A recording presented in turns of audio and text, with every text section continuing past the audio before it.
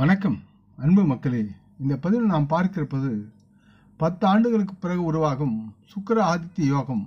இந்த யோகத்தால் மேஷம், ரிஷபம், கடகம் ஆகிய இந்த 3 ராசி மக்களுக்கு பதவி மற்றும் அவர்கள் வகிக்கும் பதவியில் சம்பள உயர்வு கிடைத்து செல்வாக்கில் உயர்வார்கள்.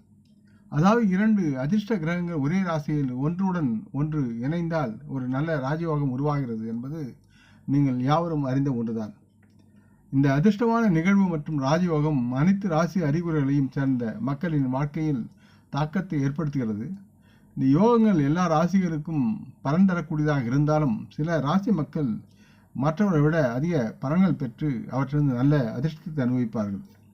ஆற்றல் மற்றும் ஆன்மாவின் சோதர கிரகமான சூரியன் 5:41 மணிக்கு ரிஷபராசிக்குள் நுழைகிறார். மே 16, 2024 சுக்கிரன் மே 19, 2024 இரவு 8:29 மணிக்கு ரிஷபராசியில் பிரவேசிக்கிறார்.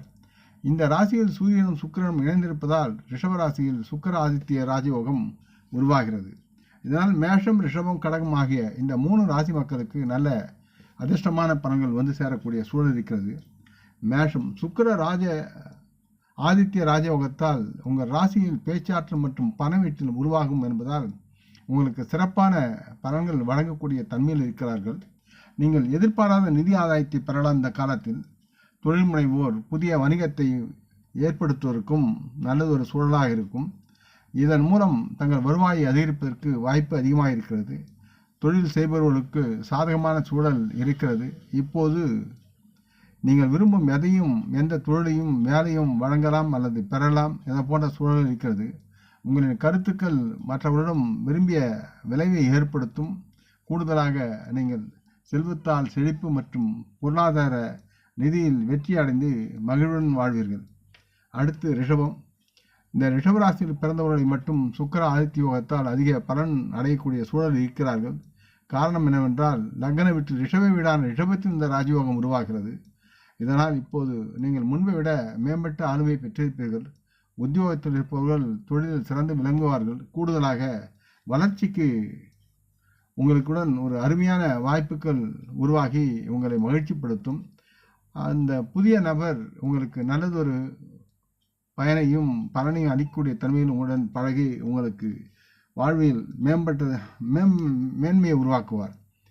திருமணம் ஆனவர்களுக்கு மிகவும் சாதகமாக இருக்கும். இந்த நல்ல பருவத்தில் உங்கள் குடும்பம் அதிக மகிழ்ச்சியையும் அமைதியும் வெற்றியும் அனுபவிப்பீர்கள். உங்கள் துணை எப்போதும் உங்களுக்கு ஆதரவாக இருப்பதாக தோன்றும். உங்கள் பங்குதாரர் உங்களுக்கு அசைக்க முடியாத ஆதரவை வழங்குவார். நீங்கள் தனிமையில் இருந்தால் நீங்கள் திருமண திட்டத்தை பெற்று நிறைவேற்றக்கூடிய சூழலும் இருக்கிறது. காதல் செய்வர்களுக்கு இது ஒரு இனிய தருணமாக இருக்கும். அடுத்து கடகம். கடகராசி மக்களுக்கு சூரியன் மற்றும் சுக்கிரன் இணைவதால் நன்மைகள் பல உண்டாகும். உங்கள் வேலை செய்யும் இடத்தில் இந்த யோகம் உருவாகிறது. இந்த யோகத்தின் அதிர்ஷ்ட செல்வாக்கின் காரணமாக உங்கள் வருமானம் வியத்தகு அளவில் உயரும். புதிய வருவாய் வழிகளை நீங்கள் உருவாக்குவதன் விளைவாக உங்கள் நிதி நிலைமை பொருளாதார மேன்மை பெறும் என்று கூறிக்கொள்கிறேன். வேலையில் இருப்பவர்கள் சில முக்கியமான தொழில் முடிவுகளை எடுக்க வேண்டியிருக்கும். தங்களை முதலீடு செய்வதை நீங்கள் பரிசீலிக்கலாம். இந்த நேரத்தில் நீங்கள் இப்போது செய்யும் முதலீடுகள் எதிர்காலத்தில் உங்களுக்கு கணிசமான வருமானத்தை தரக்கூடிய தன்மையில் இருக்க வேண்டும். உங்கள் பிள்ளை உங்களுக்காக சில நேர்மறையான செய்திகளை கொண்டு வந்து சேர்ப்பார்கள். அதனால் இந்த 3 ராசி மக்களும் தங்கள் வாழ்விலும் குடும்பத்திலும் மகிழ்ச்சியுடனும் நல்லதொரு நாளை கடத்தக்கூடிய தன்மையில் இருக்கிறார்கள். ஆகவே சுக்கிர ஆதித்ய யோகம் இந்த உருவாக்குடன் நல்லதொரு தன்மையை இவர்களுக்கு அளிக்கிறது. இந்த 2 கிரகங்களுடைய சேர்க்கை சுக்கிர ஆதித்ய யோகத்தை உருவாக்கி இவர்களை மேன்மைப்படுத்துகிறது என்பதை உறுதியாக நம்பலாம். இது ஒரு மங்கள இணைப்பால் அன்பும் பாசமும் பெறக்கூடிய தன்மையில் இருக்கிறது.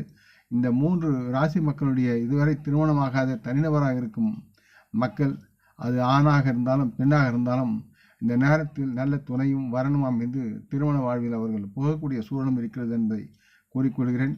இந்த பதிவை நீங்கள் விரும்பி இருப்பீர்கள் நம்புகிறேன். அப்படி இருந்தால் நீங்கள் இதை உங்கள் நலவிரும்புடன் பகிர்ந்து கொள்ள வேண்டும் என்று கேட்டுக்கொள்கிறேன். நாம் முன்னோர்களை மனமுந்து போற்றுவோம். இந்த பதிவை லைக் செய்து சப்ஸ்கிரைப் செய்து மற்றவருக்கும் பகிரும் அன்பர்கள் யாவரும் வளமுடன் நலமாக தேக திடகாத்திர ஆயுள் ஆரோக்கியத்துடன் சகலவிதமான தன தானிய ஆபராணி ஐஸ்வரனை பெற்று சர்வ காரிய ஜெயத்துடன் வாழ்வாங்கு வாழ வேண்டும் என்று இறைவன் பாதம் பணிகிறேன். வணக்கம். நன்றி.